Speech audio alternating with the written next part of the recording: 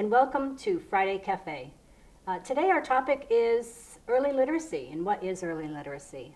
I'm Cindy Milner from Pathways for Parents, and I brought two guests today, Megan Harrigan, and Megan is the mother of 3 children under the age of 4, so she's going to bring to us the parent perspective, and Eileen Driscoll from Meadowbrook School as the literacy coach. Welcome to both of you. Thank you. Thanks.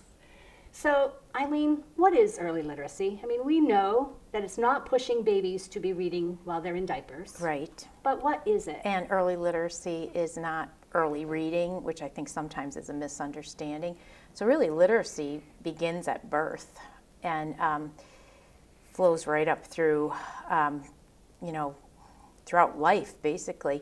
But early literacy, to me, is the precursor to what happens in school. It's talk, and I think it weighs heavily on a lot of listening, speaking, and rich literacy activities involving books, involving a world of print, involving pictures, and a lot of activities, I think, which kind of come naturally in the home when children are consistently exposed to books, talk, games, puzzles, and all of those things support future literacy. Right. So early literacy is really about building language. And Megan, with 3 under the age of 4, like when you heard the word early literacy, what were you thinking?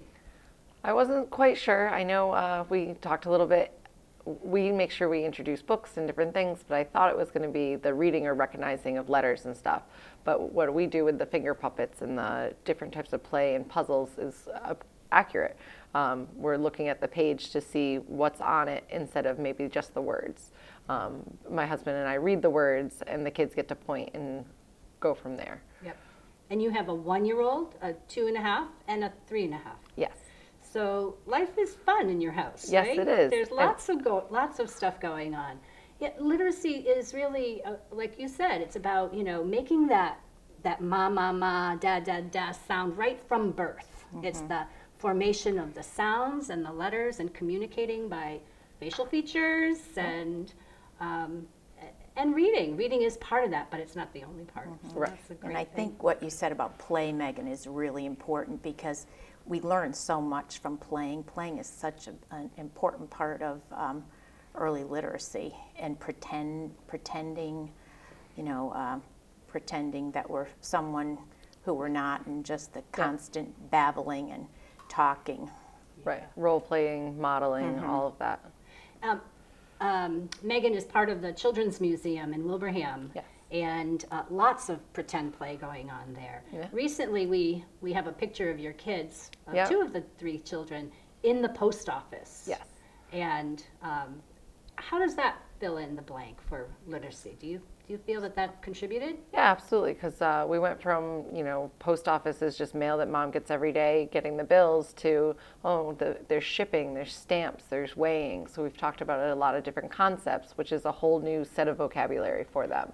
Yeah. And then we pretend to deliver the mail throughout the post office to different locations that also has, talking about speed or getting it there on time. They've been really silly about it. Yeah. So. And that's the best part about play and literacy, right? So it all builds a vocabulary. Yes.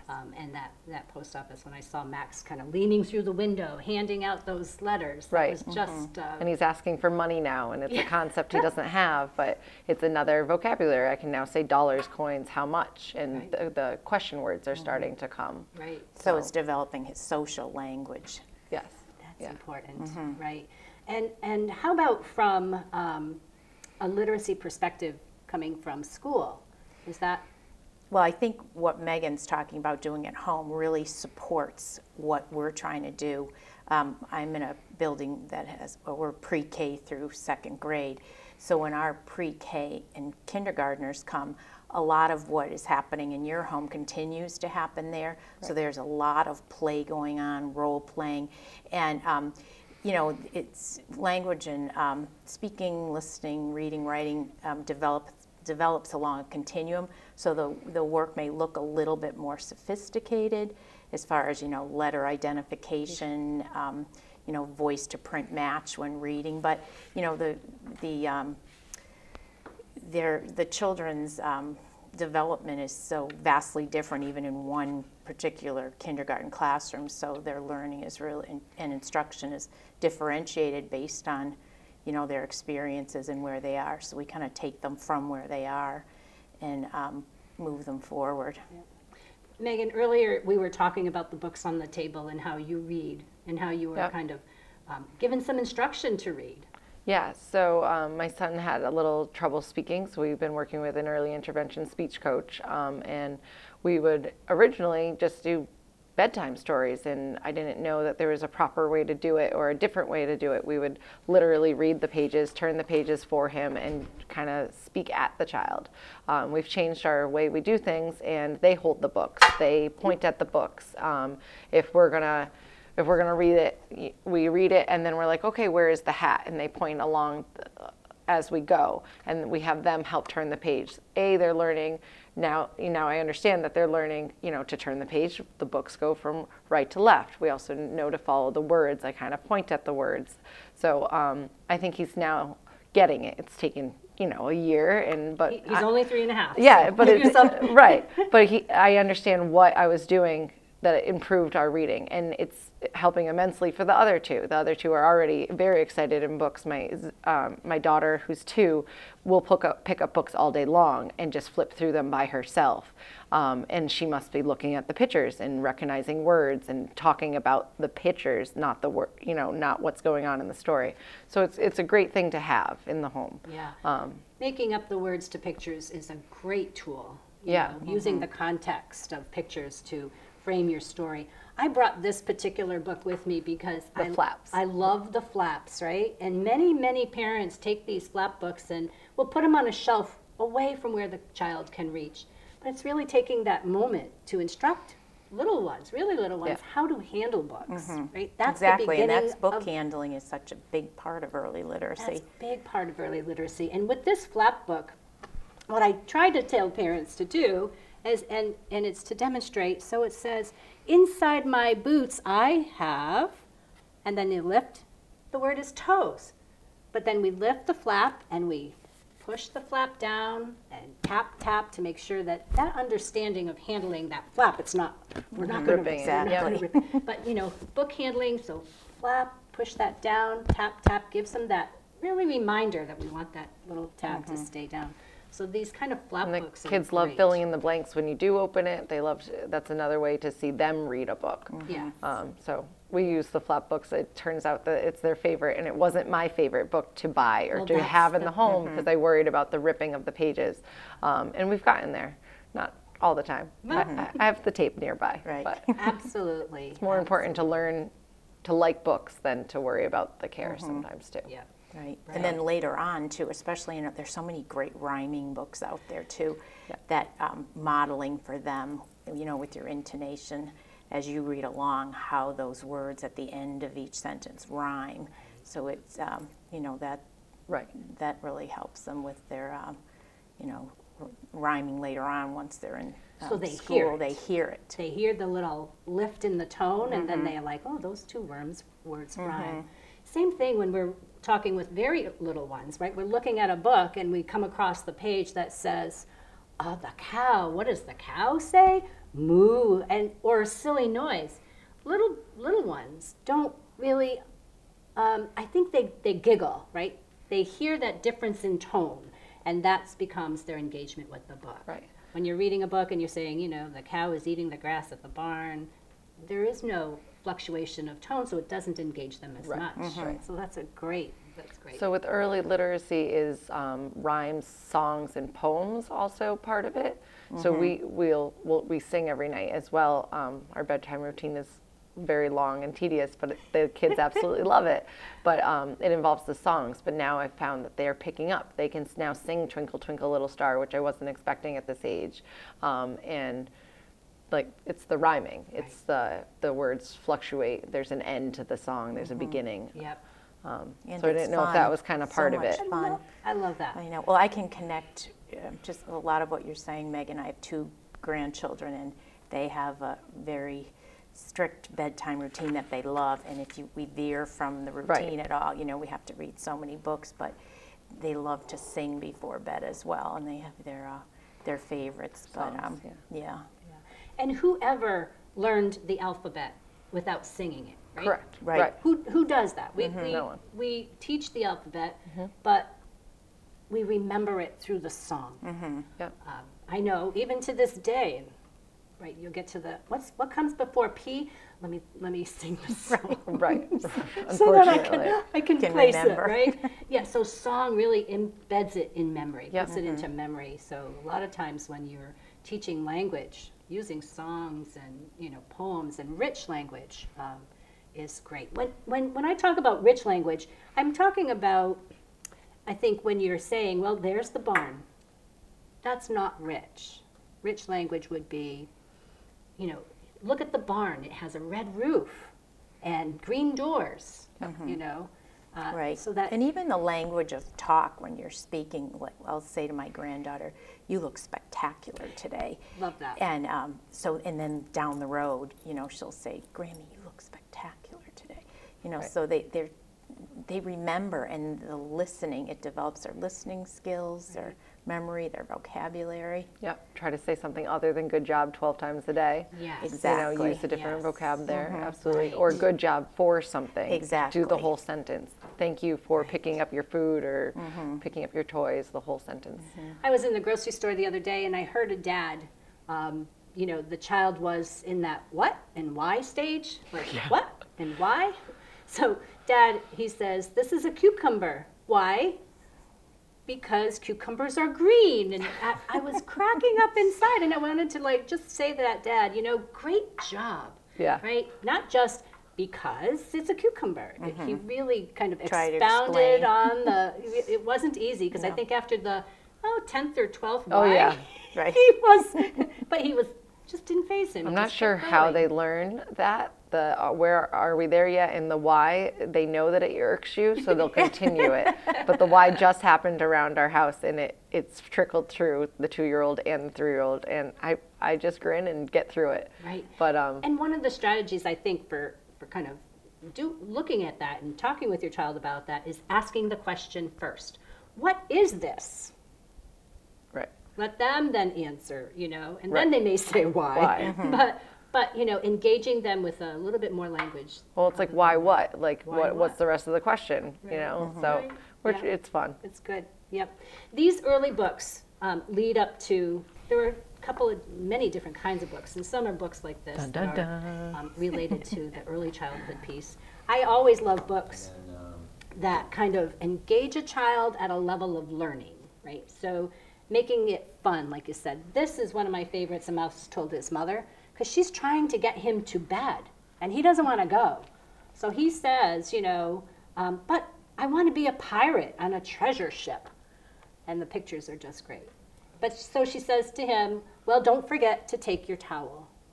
So it's that conversation, and through books like this, kids use their imagination, and you as a parent can kind of move that child to meet the goal that you want them to meet. And at the end, she sure enough, shuts off the light, and he's exhausted, and he goes to bed. And there's such detail in the illustrations too, which Illustrations. provides so much talk. Exactly. And we were talking a little earlier about moving from that early childhood literacy to preschool and kindergarten. What are some of the readiness skills that kids need to know? Well, I think a lot of what Megan has talked about are readiness skills. And all kids, all people in general learn at different rates and learn in different ways. And I think just learning all those book handling skills, a lot of children come to kindergarten and they know, and some can read already, some have some sight word vocabulary, some know all their letters, some don't. And so, there's quite the range, but, children learn that we read books in different ways. So if you're not reading words yet, you can still read books. You can read pictures, and, they've been doing that for, Yep. for a long time. Yep. How about some letter sound recognitions? Are those a good beginning place? Definitely, right. And then from there they learn that letters represent sounds, words are comprised of sounds, sentences are comprised of words. You know, so a big thing we work on in kindergarten is spacing, which doesn't seem to be, you know, a big deal, but it really is when you think about it, because when we speak, we do not, you don't, when we're speaking to children, they're not seeing the spaces between our words, and when they move to print, then there are, you know, spaces in the words, and then from there, when they're writing words, they're learning to space as well as stretch out their words with sound. So it's a pretty complex process. Yeah. And that's a great point, that, you know, literacy is not only the reading, right? It's not only just reading books and talking. It is about matching that hand-eye coordination for that writing and pre-writing. Right. The drawing, the listening, the creating stories, and scribing for kids when they're telling you a story on a piece of paper. Right. The writing goes hand in hand. We're writing our name, and we're recognizing letters in our house. And I'm trying to bring more of that out. So we talk, when we do the ABCs, we talk about like the A is the alligator, the H is the hippo, but we are also trying to do, we play like a flashcard game because I need him to speak more. Yes, I'm going to need him to write more, but right now the focus is speaking, but it's, can you pass me the hippo if I give you the duck? And they're flashcards. But on the cards, the part that I like is that there's a big D and a little d, because I know his preschool is teaching him the letters. So at least he's now actively seeing letters. We have the puzzles that are the letter shapes that you can't fit them in unless it's the correct letter. So those have all been fun. Yeah, great. Putting instruments, putting writing instruments, crayons, chalk, you know, paintbrush, all of those things into their hands also is part of literacy, because it's not only the motion, which, you know, of how we're doing it, but also the grasp and also the planning, that whole planning process. And then recognizing that when I make a big heart or circle on the paper, it has meaning. Right? That it has meaning. So the sooner we put a writing tool in their hands, just to let them scribble or draw is a great. I think also it sends a message that writing is a lifelong skill, that we do not just write for school purposes, but that, you know, we write throughout our lives. We make lists of things, we email, you know, there's so many different purposes for writing, and I think it develops an enjoyment for writing, so that, and that's why I always say to parents, make it fun, because we don't want reading or any literacy event to be a job or a chore. We want it to be something that's always fun. I have a cute story about a friend of mine. Actually, she's a professor at Springfield College, and she was telling me this story how she was writing her daughter's name in the back of her jacket and in her lunchbox and in her boots. And so finally one day the daughter went over to the dining room chair and wrote her initial on the back of the dining room chair. And she was like, no. So what she did is she gave her sticky notes, and she could write anything she wanted on the sticky note and put it wherever she wanted in the house.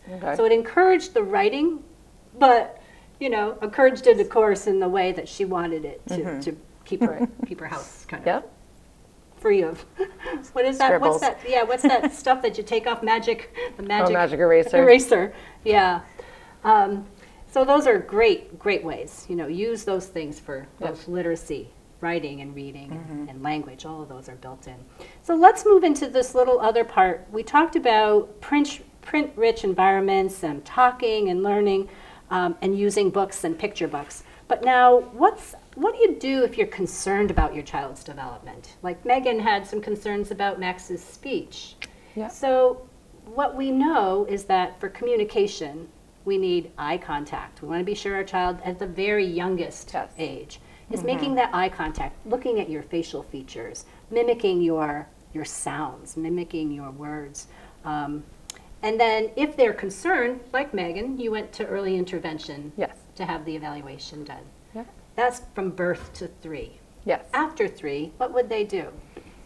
Well, once they're in school, so I know at Meadowbrook, we have a lot of supports in place if parents concerned. So there's always good I always advise to keep really close communication with your child's teacher, because they do spend so much time with them. And I think when you're a parent, it's really difficult for you to know sometimes what is appropriate and what is not. And the classroom teacher can see children in a group, and through experience too, knows what to expect and what the expectations are.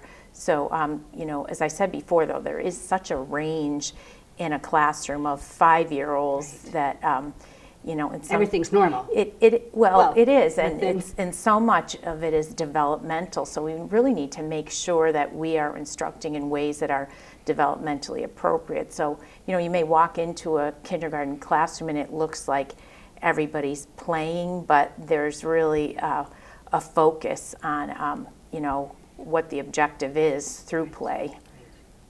And just if you haven't gotten to the school system, from 3, I got dropped because he doesn't go into preschool or kindergarten anytime.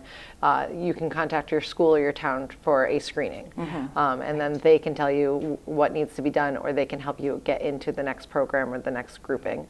Right. And typically that will surface, language is the primary form of communication for early childhood. So when you see frustration, when you see that the child isn't getting their needs met or being understood, certainly sends that little gut feeling to you that says, something's going on, I don't know quite what. Right. But that's great. Public school, exactly. At Pathways for Parents, we also do what we call the Grow With Me. So it's a little developmental screening tool that any parent can ask for. And we'll send it to them for the age of the child. And it starts at 3 months. 3 months all the way up to 5 years old. And we monitor it because it's growth over time, like you said. Every child could look a little different. It's all within the normal range. That growth over time is what's important, that we're seeing it move from one like your language, seeing it move from here to here. And that's great. What else? I think that there are resources for parents, right? That parents can go to either online or in the community? There are a lot of resources, I know, online. But I think, as I said before, keeping things developmentally appropriate is so important. And that's why we can't. I think it's a mistake to panic when we have a 5-year-old who maybe doesn't really enjoy sitting down and reading like maybe another 5-year-old does. So, I think keeping things in perspective is really important. Yeah, that's great. Eileen, you wrote an article for the newsletter. I did. Which is wonderful. We send out a family newsletter at Meadowbrook School. So I actually wrote it on early literacy this time with just some suggestions for parents on what to do. And some of them are suggestions for when your children are younger, or say your children are in school now, and some ideas such as when you're reading at night to your child, once your child is a reader, even like alternating a page of reading. When they're into chapter books, maybe alternating paragraphs. Just so literacy is a part of your family life. And I think it's important too, setting special times like your bedtime routine where they know that. I just think a predictable schedule is important, especially when it comes to reading, that they know that reading is important here. It's not something that we, skip. And just ideas for when you're out. And I think a lot of parents nowadays, you're in the car a lot, driving here, there, and everywhere. And I think there's so many opportunities for talk in the car. Like when we stop at a red light, Lucy yells, "Go!"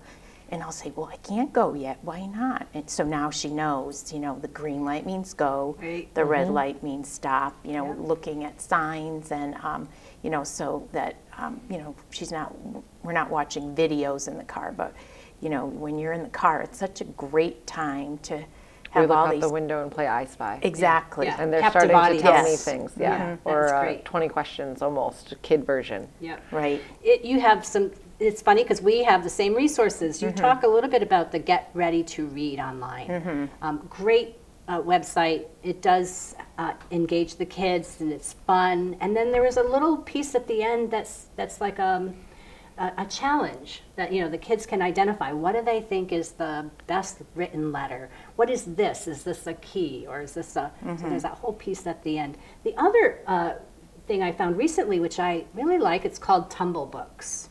And Tumble Books is available on the East Long Meadow, or many libraries' websites. And it's a link to books being read out loud, kind of on a tablet or but they're actual books. And I like the intonation. It reads and it highlights the words with that as reading. So those are some great resources. The other resource that the Department of Early Education and Care recently came out with is this Passport to Kindergarten. It really is for families to explore science, math, technology, engineering. And so you're doing activities and you're writing them down for each page. You can go online to Passport to Kindergarten and download it, or you can call my office or one of the libraries, and they have them there. You register them. Another thing I should mention too is that there are a lot of very well-written nonfiction books out there for babies and toddlers all the way up, because that's a big concentration now, more so in the Common Core state standards than previously. But a lot of them are very appropriately written. They're really fun. They're engaging. Yep. Like That's whose great. tale is this, and things like that. Because as readers, we all have different interests and favorite genres. So I think exposing kids to nursery rhymes, all different kinds of nonfiction, whether it be science, math, is really beneficial. Yeah, that is great. And it's true. So you want those real life pictures as well as, Cartoons, yeah. the Illustrations. The illustrations, and that's great. So one of the things, right, is making your own books. We're going to talk about this at our Parent Cafe coming up pretty soon. Yeah. Parent Cafe is in the evening, and Megan is a regular attendee. We have a good time. And it's for the whole family. So the parents come, we get dinner, childcare, and then we have a discussion about this month, on the 12th of February, it'll be early literacy.